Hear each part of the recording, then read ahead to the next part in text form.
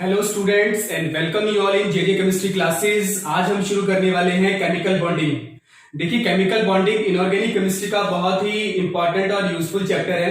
Basically अगर हम बात करें कि किसी भी स्टूडेंट को अगर केमिस्ट्री के बारे में थोड़ा बहुत सीखना है, या हम जनरली बात करें कि केमिस्ट्री की जहां से शुरुआत होती है वो शुरुआत होती है हमारी केमिकल बॉन्डिंग से।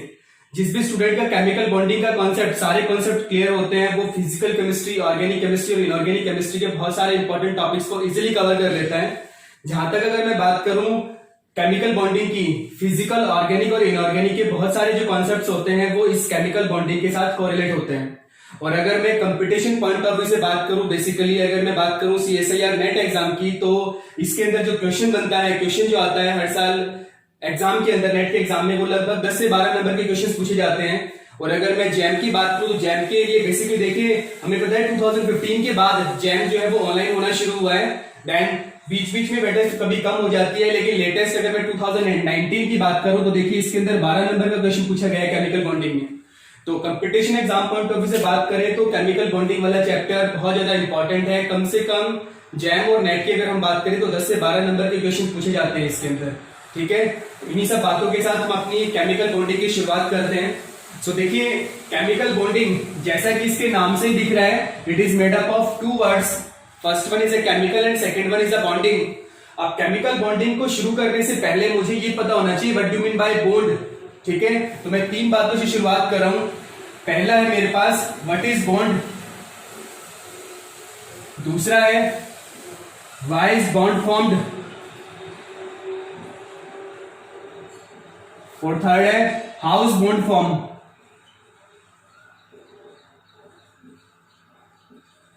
इस केमिकल बॉन्डिंग को शुरू करने से पहले हमें बॉन्ड के बारे में इंफॉर्मेशन होनी चाहिए कि बॉन्ड एक्चुअल में होता क्या है। अगर मैं बेसिक टर्म में बात करूं, जैसे आप सभी ने पढ़ा है, अगर मैं हाइड्रोजन मॉलिक्यूल की बात करूं तो आप बॉन्ड को एक लाइन से रिप्रेजेंट करते हैं। ये एक बॉन्ड है, मतलब आप क्या बोलते हैं, हाइड्रोजन और हाइड्रोजन एटम के बीच में एक बॉन्ड है। एक बॉन्ड 2 एटम को बाइंड करने का काम करता है। ठीक है, ऑक्सीजन की बात करूं, इनके बीच में 2 बॉन्ड है, और नाइट्रोजन की बात करूं तो ये 2 एटम जो है वो 3 बॉन्ड के थ्रू जुड़े हुए हैं। देन बेसिकली अगर मैं बात करूं, किसी भी लाइन, किसी भी बॉन्ड को हम एक लाइन से रिप्रेजेंट करते हैं। ठीक है, then generally what is a bond? Bond is just a force of attraction. ये 2 एटम्स को पास पास लाने का काम करता है एक बॉन्ड। ठीक है, तो बेसिकली अगर मैं बात करूं what is bond, bond is generally A force of attraction. ये क्या होता है? फोर्स ऑफ अट्रैक्शन होता है। ठीक है, जनरली मैं बात करूं second case, why is bond form, bond जो है वो बनता क्यों है। ठीक है, तो हम सभी को पता है कि कोई भी बॉन्ड, जैसे मैं यहां इसके लिए बात करूं या फिर इसके लिए बात करूं, ऑक्सीजन के लिए हम बात करते हैं, ऑक्सीजन के वैलेंस शेल में 6 इलेक्ट्रॉन होते हैं। ये जैसे ही इस साइड वाले ऑक्सीजन से 2 इलेक्ट्रॉन लेगा, इसका ऑक्टेट कंप्लीट क्या हुआ है? To acquire stability.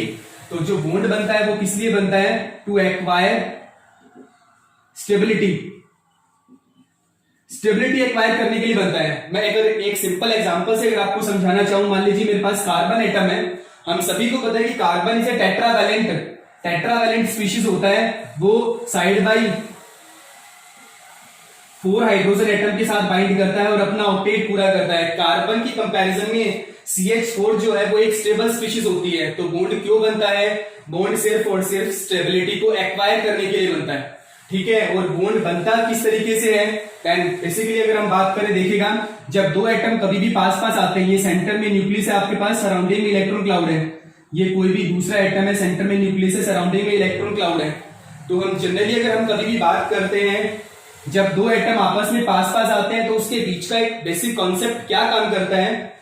पहले एटम का न्यूक्लियस दूसरे वाले के इलेक्ट्रॉन को अपनी तरफ अट्रैक्ट करता है, और दूसरे वाले का न्यूक्लियस पहले वाले के इलेक्ट्रॉन को अपनी तरफ अट्रैक्ट करता है। एंड बेसिकली एक कॉन्सेप्ट और काम करता है इसमें, इलेक्ट्रॉन के बीच में क्या होता है? रिपल्शन। और न्यूक्लियस के बीच में भी क्या होता है? रिपल्शन। जब कभी भी रिजल्टेंट अट्रैक्टिव फोर्स को मैं AF से रिप्रेजेंट कर रहा हूं, अगर ज्यादा होगा रिपल्सिव फोर्स को मैं RF से रिप्रेजेंट कर रहा हूं। अगर रिजल्टेंट कभी भी अट्रैक्टिव फोर्स ज्यादा होगा रिपल्सिव फोर्स से, तो वो 2 एटम जो होंगे वो एक पर्टिकुलर बॉन्ड के साथ क्या होंगे? बाउंड होंगे। ठीक है, तो हमारा बेसिक कॉन्सेप्ट ये है कि ये बॉन्ड एक्चुअल में होता क्या है, क्यों बनता है और किस तरीके से बनता है, इसके बारे में हमें आइडिया होना चाहिए जब हम कभी भी केमिकल बॉन्डिंग की शुरुआत करते हैं। ठीक है, तो हम अपना जो मेन केमिकल बॉन्डिंग का टॉपिक है as per CSIR NET JM GATE, इसके अकॉर्डिंग अपना चैप्टर जो है वो शुरू करते हैं। देखिए, बेसिकली देखिए, अगर केमिस्ट्री के अंदर केमिकल बॉन्डिंग को शुरू करना है तो सबसे पहले हमें एटम के बारे में आइडिया होना चाहिए।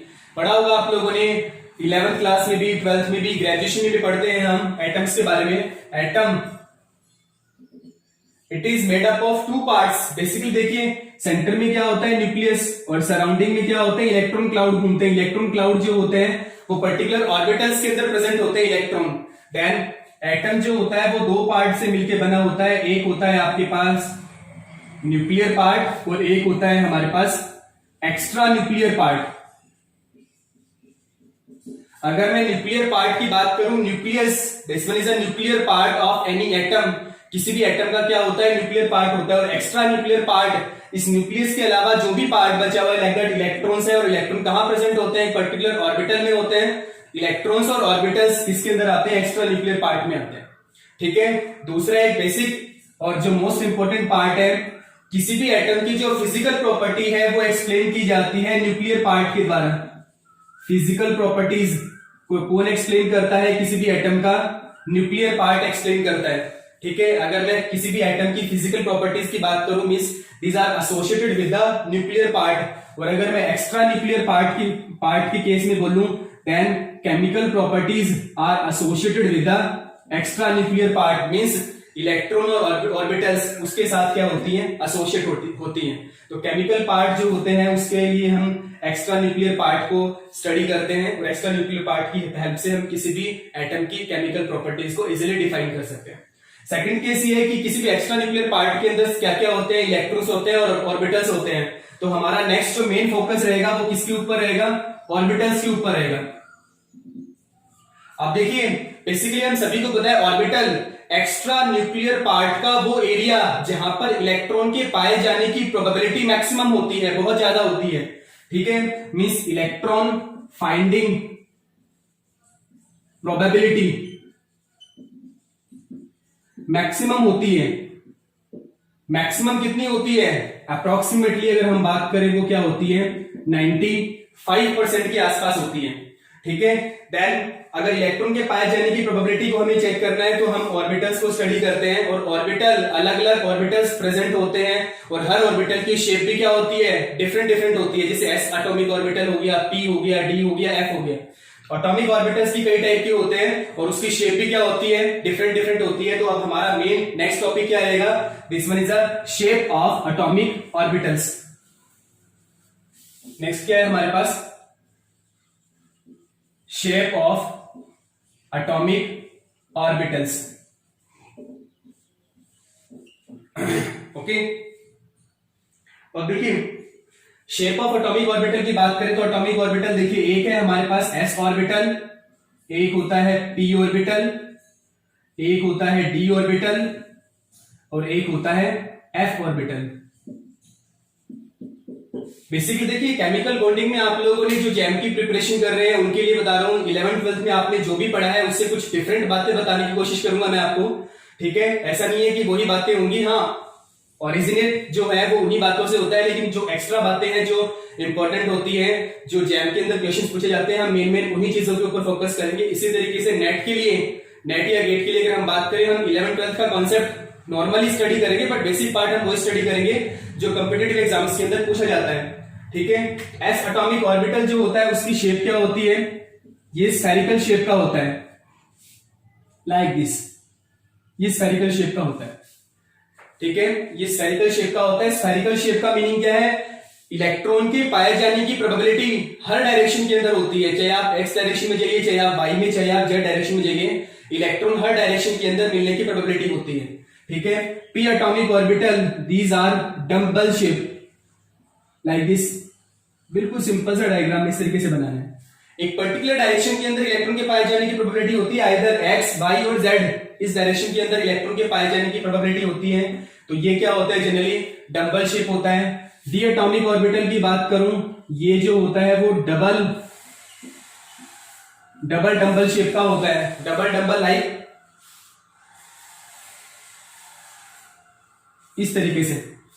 ठीक है। डबल लाइक इस तरीके से होता है। दो डंबल होते हैं दैट आर एसोसिएटेड, ये होता है डी एटॉमिक ऑर्बिटल की शेप। और एफ एटॉमिक ऑर्बिटल की शेप को आप लोगों ने कभी नहीं पढ़ा होगा because of F atomic orbital जो होते हैं वो बहुत ज्यादा डिफ्यूज होते हैं। डिफ्यूज मतलब बहुत ज्यादा फैले हुए होते हैं, इस वजह से इसकी शेप को हम क्या नहीं कर सकते, डिफाइन नहीं कर सकते, मतलब मोस्ट डिफ्यूज्ड फॉर्म में प्रेजेंट होता है, ये मोस्ट डिफ्यूज्ड फॉर्म में प्रेजेंट होता है, इस वजह से हम इसकी शेप को जनरली डिफाइन नहीं करते। अब एक मोस्ट इंपॉर्टेंट बात जो है, ये जितनी भी शेप होती है all are explained for the mono electronic system. ये जितनी भी शेप होती है वो सारी की सारी मोनो इलेक्ट्रॉनिक सिस्टम के लिए ही एक्सप्लेन की जाती है। लाइक दैट अगर हम बात करें हाइड्रोजन एटम की, अगर हम बात करें हीलियम प्लस की, अगर हम बात करें लिथियम 2 प्लस की, सभी के अंदर एक एक इलेक्ट्रॉन है। मींस अगर हम इस शेप की बात करें, ये शेप सिर्फ और सिर्फ मोनो इलेक्ट्रॉनिक सिस्टम के लिए ही डिफाइन की जाती है। हम सभी ने श्रोडिंगर वेव इक्वेशन के बारे में पढ़ा है, ठीक है। श्रोडिंगर वेव इक्वेशन को अगर आपको ढंग से ध्यान हो, श्रोडिंगर वेव इक्वेशन को सिर्फ और सिर्फ मोनो इलेक्ट्रॉनिक सिस्टम के लिए ही सॉल्व करते हैं, ठीक है। और श्रोडिंगर वेव इक्वेशन की हेल्प से ही हम एस, पी और डी इनकी शेप को क्या करते हैं, डिफाइन करते हैं बेसिकली, ठीक है। देन अगर हम बात करें मोनो इलेक्ट्रॉनिक सिस्टम के लिए, तो ये जो शेप होती है ये सिर्फ मोनो इलेक्ट्रॉनिक सिस्टम के लिए होती है, ठीक है। और सेकेंडली अगर हम बात करें पॉली इलेक्ट्रॉनिक सिस्टम के लिए, पॉली इलेक्ट्रॉनिक सिस्टम के लिए इन शेप को जस्ट अजम्पशन माना गया है। हम क्या बोलते हैं, assume the shape of H2 molecule, ठीक है। तो इस बात का ध्यान रखिएगा, मोनो इलेक्ट्रॉनिक सिस्टम के लिए शेप होती है ये वाली, और अगर पॉली इलेक्ट्रॉनिक सिस्टम के लिए अगर हम बात करें तो वो एक अजम्पशन माना गया है। शेप ऐसी हो भी सकती है, शेप के अंदर माइनर चेंज भी हो सकता है, ठीक है। इस बात का ध्यान रखना है। इसी के बिहाफ पे मैं एक चीज बता रहा हूं, हम पढ़ते हैं बीबीटी और एक पढ़ते हैं molecular orbital theory, valence band theory और मॉलिक्यूलर ऑर्बिटल थ्योरी। ये वैलेंस बॉन्ड थ्योरी जो होती है वो एटॉमिक ऑर्बिटल्स को डील करती है। It deals with atomic orbital and it deals with molecular orbital. और हम सभी को पता है कि मॉलिक्यूलर ऑर्बिटल थ्योरी को हम प्रेफर करते हैं as compare to valence bond theory, prefer करते हैं। देखिए valence bond theory it deals with the atomic orbital, और एटॉमिक ऑर्बिटल्स की अगर हम बात करें, एटॉमिक ऑर्बिटल्स की शेप ही कोई परफेक्ट नहीं होती, फाइन नहीं होती। देखो मैं इसको इस तरीके से समझाने की कोशिश करता हूं। अगर आप कार्बन एटम की बात करते हैं, पॉली इलेक्ट्रॉनिक सिस्टम है ये, ठीक है। आपसे पूछा जाए कि कार्बन एटम के पी ऑर्बिटल की शेप बताइए, तो कार्बन एटम के पी एटॉमिक ऑर्बिटल की जो शेप होती है जरूरी नहीं है कि वो डबल होती है, there will be the minor change, उसके अंदर चेंज होता है। हम क्या करते हैं, पॉली इलेक्ट्रॉनिक सिस्टम के लिए अज्यूम करते हैं हमेशा कि ये शेप हो सकती है या इसमें थोड़ा बहुत माइनर चेंज हो सकता है, ठीक है। तो ध्यान रखिएगा, आप हमेशा जब कभी भी पढ़ते हैं तो एक अजम्पशन, अज्यूम किया गया होता है, वो इसी बेसिस के ऊपर अज्यूम करते हैं कि ये जो भी शेप होती है वो सारी की सारी मोनो इलेक्ट्रॉनिक सिस्टम के लिए ही होती है। तो देखिए वैलेंस बॉन्ड थ्योरी जो होती है वो एटॉमिक ऑर्बिटल के लिए ही हम डील करते हैं, और एटॉमिक ऑर्बिटल है, ठीक है, इसकी शेप को ही डिफाइन नहीं कर सकता, तो ये बाकी चीजों को क्या डिफाइन कर पाएगा। अगर मैं बेसिकली बात करूं कि वैलेंस बॉन्ड थ्योरी और मॉलिक्यूलर ऑर्बिटल थ्योरी में, मॉलिक्यूलर ऑर्बिटल थ्योरी को हम ज्यादा प्रेफर करते हैं, उसका बेसिक रीजन ये भी होता है, इसकी लिमिटेशन ये भी होती है, हम आगे पढ़ेंगे धीरे धीरे जब हम केमिकल बॉन्डिंग पूरा करेंगे, कि valence bond theory deals with the atomic orbital, और एटॉमिक ऑर्बिटल की खुद की शेप ही डिफाइन नहीं कर सकते हम। मोनो इलेक्ट्रॉनिक के अलावा अगर पॉली इलेक्ट्रॉनिक सिस्टम आ गया तो पी एटॉमिक ऑर्बिटल की शेप को हम फाइनली बता ही नहीं सकते, हम तो अजम्पशन देते हैं ना कि ऐसा हो सकता है, तो हम वैलेंस बॉन्ड थ्योरी से बाकी चीजों की एक्सपेक्टेशन क्या रख सकते हैं, ठीक है। इस वजह से हम क्या करते हैं, मॉलिक्यूलर ऑर्बिटल थ्योरी को प्रेफर करते हैं as compare to valence bond theory, ठीक है। उसके बाद हम क्या करते हैं, नेक्स्ट जो टॉपिक है हमारा, it's a classification of orbitals. Orbital को क्या करते हैं, हम क्लासिफाई करते हैं, ठीक है। तो देखिए नेक्स्ट टॉपिक है हमारा classification of orbitals. In orbitals को हम दो टाइप से क्लासिफाई करते हैं, टू टाइप से क्लासिफाई करते हैं, ठीक है। पहला है आपका classification on the basis of direction, और इसके बिहाफ पे भी, डायरेक्शन के बिहाफ पे हम ऑर्बिटल्स को दो पार्ट में क्लासिफाई करते हैं। एक होते हैं डायरेक्शनल ऑर्बिटल्स और एक क्या होते हैं आपके पास नॉन डायरेक्शनल ऑर्बिटल्स। अब देखिए बेसिकली मैं एस, पी, डी और एफ की बात करूं, एस एटॉमिक ऑर्बिटल जो होता है वो क्या होता है, स्फेरिकल होता है, मतलब हर डायरेक्शन के अंदर होता है, इट्स नॉन डायरेक्शनल। तो इसके अंदर हम किसको कंसिडर करते हैं, सिर्फ और सिर्फ एस ऑर्बिटल्स को ही कंसिडर करते हैं। और पी के अंदर हम बोलते हैं p x, p y and p z. P x का मीनिंग क्या होता है, जब इलेक्ट्रॉन के पाए जाने की प्रोबेबिलिटी सिर्फ और सिर्फ एक्स डायरेक्शन में होती है तो हम क्या बोलते हैं पी एक्स, सिर्फ वाई डायरेक्शन में होती है पी वाई, वैसे ही पी जेड। तो इसलिए हम बोलते हैं पी डी एटॉमिक ऑर्बिटल्स जो होते हैं वो क्या होते हैं आपके पास डायरेक्शनल नेचर के होते हैं। ठीक है, तो एफ एटॉमिक ऑर्बिटल तो वैसे भी डिफ्यूज होता है बेसिकली। ठीक है, तो पी और डी एटॉमिक ऑर्बिटल जो होते हैं वो क्या होते हैं हमारे पास डायरेक्शनल नेचर के होते हैं। ठीक है, और दूसरा जो क्लासिफिकेशन का बेस होता है, इट्स अ क्लासिफिकेशन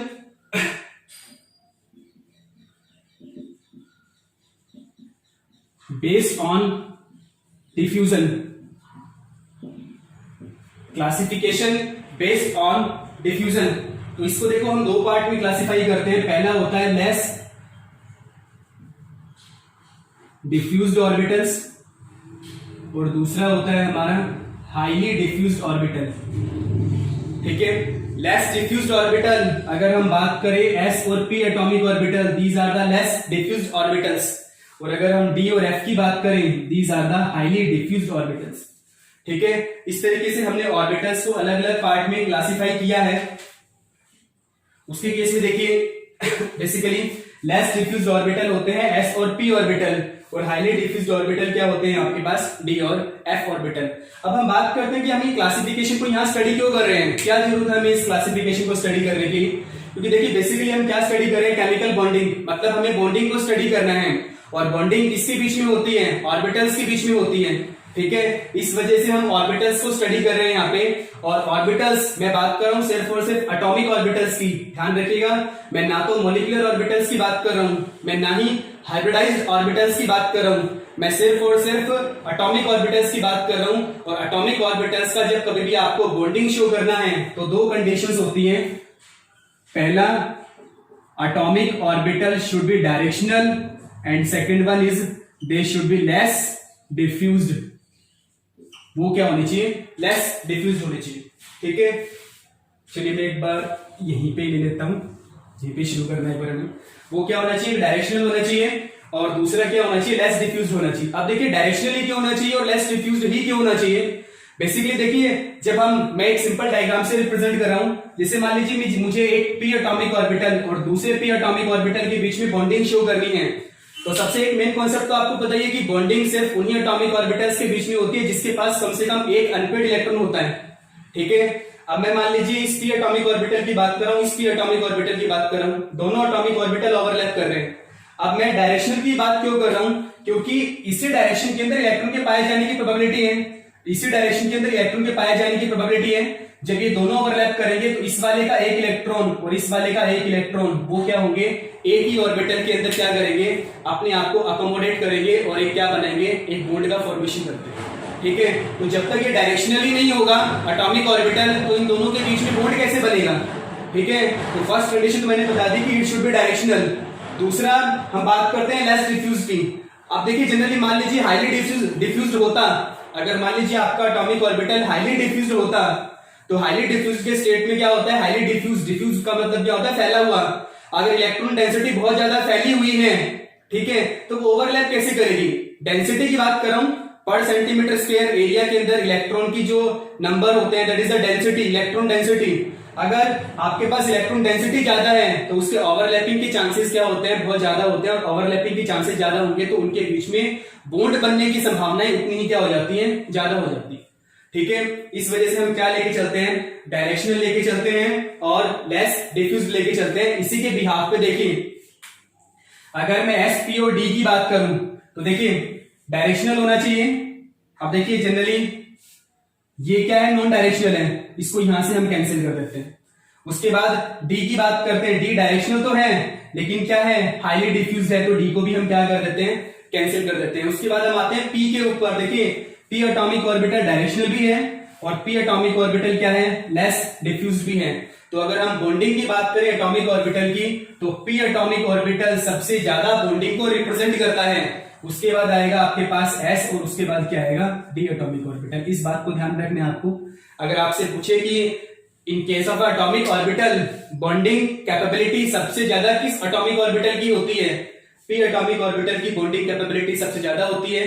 उसके बाद एस की होती है और फाइनली किसकी होती है, डी एटॉमिक ऑर्बिटल की होती है। उसके बाद एफ को हम कंसिडर कर लेंगे लास्ट से लास्ट में। ठीक है, इलेक्ट्रॉन की अगर हम बाइंडिंग कैपेबिलिटी की बात करें तो इलेक्ट्रॉन की बाइंडिंग कैपेबिलिटी की बात इस तरीके से आती है। और अगर हम एक ही शेल की बात करें तो देखिए हम इसको ऐसे भी रिप्रेजेंट कर सकते हैं, एन पी एन एस, मतलब एन क्या रिप्रेजेंट कर रहा है, नंबर ऑफ शेल को रिप्रेजेंट कर रहे हैं।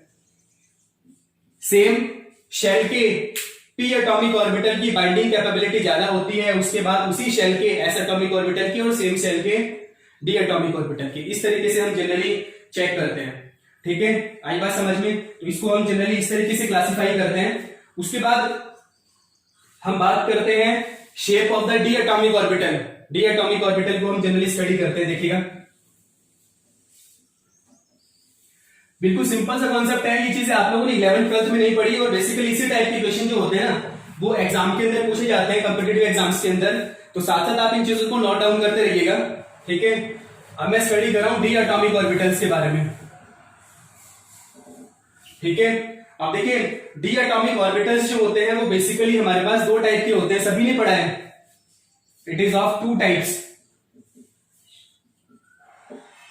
पहला होता है हमारे पास एक्सियल, दूसरा होता है हमारे पास नॉन एक्सियल। मैं एक एक स्टेप बाय स्टेप डिफाइन कर रहा हूं। एक्सियल का मीनिंग क्या होता है और नॉन एक्सियल का मीनिंग क्या होता है। एक्सियल मतलब किसी भी एक्सिस के अलोंग लोब होता है। लोब मतलब इलेक्ट्रॉन फाइंडिंग प्रोबेबिलिटी एक्सिस के अलोंग अगर ज्यादा होती है वो क्या होते हैं, एक्सियल एटॉमिक ऑर्बिटल। डी की बात कर रहा हूं मैं। और नॉन एक्सियल मतलब एक्सिस के अलोंग नहीं, इन बिटवीन द एक्सिस अगर इलेक्ट्रॉन के पाए जाने की प्रोबेबिलिटी अगर ज्यादा होती है तो वो क्या होते हैं आपके पास, नॉन एक्सियल एटॉमिक ऑर्बिटल्स होते हैं। तो देखिए एक्सियल को ड्रॉ कर रहा हूं सबसे पहले मैं, यहां ले रहा हूं मैं, ये मान लीजिए एक्स है, ये वाई है, like this double double shape होता है। आई बात समझ में। उसके बाद में ले रहा हूं x Z like this. Okay, उसके बाद में ले रहा हूं वाई जेड। सारे डिटेल में बताऊंगा मैं चीजें सारी। ठीक है, अब देखिए ये तो हो गया आपके पास एक्सियल। उसके बाद अगर मैं बात करूं नॉन एक्सियल के लिए तो देखिए ये एक्स है, ये वाई है, in between the x and y axis. ठीक है, एक्स एक्स जेड है, in between the x and z axis, and then y and z है इन बिटवीन द। इनिशियली हम एटॉमिक ऑर्बिटल्स को कुछ इस तरीके से ड्रॉ करते हैं। ध्यान से देखिएगा, आपके जो भी डाउट्स है मन में वो सारे क्लियर होंगे। एक्सियल वो होते हैं जहां पर एक्सिस के अलोंग इलेक्ट्रॉन के पाए जाने की प्रोबेबिलिटी होती है, वो क्या होते हैं, सारे के सारे एक्सियल होते हैं। देन अगर इन बिटवीन द एक्सिस अगर इलेक्ट्रॉन के पाए जाने की प्रोबेबिलिटी होती है तो वो सारे के सारे क्या होते हैं, नॉन एक्सियल होते हैं। अब केमिस्ट्री के अंदर अगर हम बात करें, केमिस्ट्री के केस में अगर हम बात करें, जेड एक्सिस को हमेशा मॉलिक्यूलर एक्सिस कंसिडर किया जाता है। ठीक है, मैं यहां लिखता हूं बेसिकली जेड एक्सिस को हम हमेशा क्या कंसिडर करते हैं, मॉलिक्यूलर एक्सिस कंसिडर करते हैं। ठीक है, अब देखिए इसमें जेड एक्सिस के अलोंग इलेक्ट्रॉन के पाए जाने की प्रोबेबिलिटी है, इसमें भी जेड एक्सिस के अलोंग इलेक्ट्रॉन के पाए जाने की प्रोबेबिलिटी है। इस वजह से ये जो दोनों लोब है दैट विल गेट ओवरलैप, वो क्या कर जाएगी, एक दूसरे के ऊपर ओवरलैप कर जाएंगे और रिजल्टेंट क्या बनेगा आपके पास, एक नया ऑर्बिटल बनेगा जो किस तरीके से बनेगा,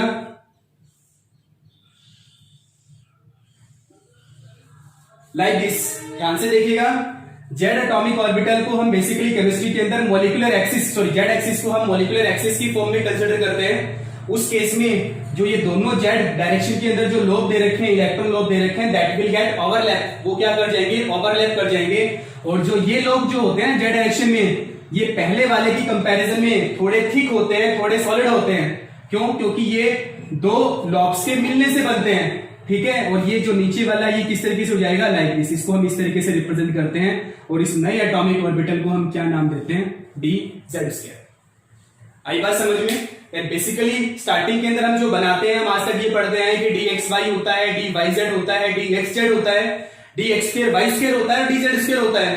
आज मैंने आपको ये बताया कि dz² जो होता है वो किस तरीके से बनता है, वो dxz। कई बार क्वेश्चन पूछा जा सकता है एग्जाम के अंदर, जब x और z के अंदर इलेक्ट्रॉन के पाए जाने की प्रोबेबिलिटी होती है, y और z के अंदर इलेक्ट्रॉन के पाए जाने की प्रोबेबिलिटी होती है, और z वाले लोग जब आपस में एक दूसरे को क्या करते हैं, कपल करते हैं, because of z axis is assumed as a molecular axis.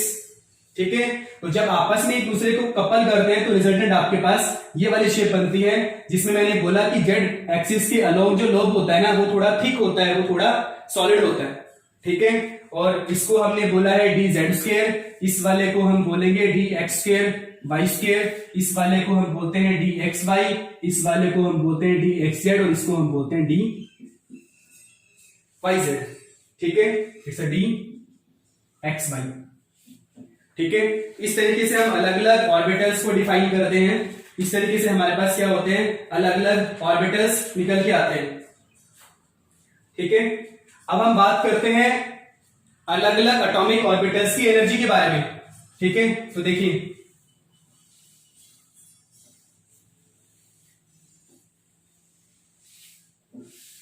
अगर मैं बात करूं मोनो इलेक्ट्रॉनिक सिस्टम के लिए, एक तो है आपके पास मोनो इलेक्ट्रॉनिक सिस्टम और एक है आपके पास poly electronic system.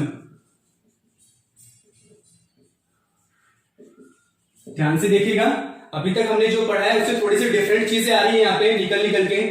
Mono electronic system के लिए अगर हम बात करें, अगर मैं अलग अलग ऑर्बिटल्स की एनर्जी की बात करूं किसी भी पर्टिकुलर शेल से, s atomic orbital, p atomic orbital और d एटॉमिक ऑर्बिटल जो होते हैं वो उनकी एनर्जी क्या होती है, हमेशा सेम होती है। मतलब एक ही शेल से n जो है वो n क्या रिप्रेजेंट कर रहा है, नंबर ऑफ शेल, और तीनों के शेल क्या है, तीनों के शेल, जब ये s p और d तीनों एक ही शेल से बिलोंग करते हैं उस केस में इन तीनों की एनर्जी क्या होती है, सेम होती है। मतलब s p और d इन एटॉमिक ऑर्बिटल्स की एनर्जी क्या होती है, सेम। कब होती है, जब हम कभी भी मोनो इलेक्ट्रॉनिक सिस्टम की बात करते हैं, लाइक दैट हाइड्रोजन एटम की, हीलियम प्लस की, लिथियम 2+ की, मैं बात कर रहा हूं मोनो इलेक्ट्रॉनिक सिस्टम के केस में। लेकिन अगर आप पॉली इलेक्ट्रॉनिक सिस्टम की बात करते हैं, आप सभी ने पढ़ा हुआ भी है, सेम शेल से अगर बिलोंग करते हैं तो p एटॉमिक ऑर्बिटल की ज्यादा होती है एनर्जी और d एटॉमिक ऑर्बिटल की p से भी ज्यादा होती है। मतलब d एटॉमिक ऑर्बिटल जो होते हैं वो हायर इन एनर्जी होते हैं as compare to p, and these are higher in energy as compare to s। ठीक है, इस तरीके से हम जनरली स्टडी करते हैं। देखिए बेसिकली ये केस तो चलो हमें समझ में आ गया, हमने पढ़ा हुआ है कि एक ही शेल के अंदर जितने भी इलेक्ट्रॉन्स होते हैं ऑल आर डीजनरेट, इसको हम जनरली क्या बोलते हैं, डीजनरेट बोलते हैं। लेकिन पॉली इलेक्ट्रॉनिक सिस्टम के लिए ये वाला केस होता है। अब इसको हम एक्सप्लेन किस तरीके से करते हैं, इसको एक्सप्लेन हम दो तरीके से एक्सप्लेन करते हैं। एक होता है पेनिट्रेशन और एक होता है आपके पास शील्डिंग।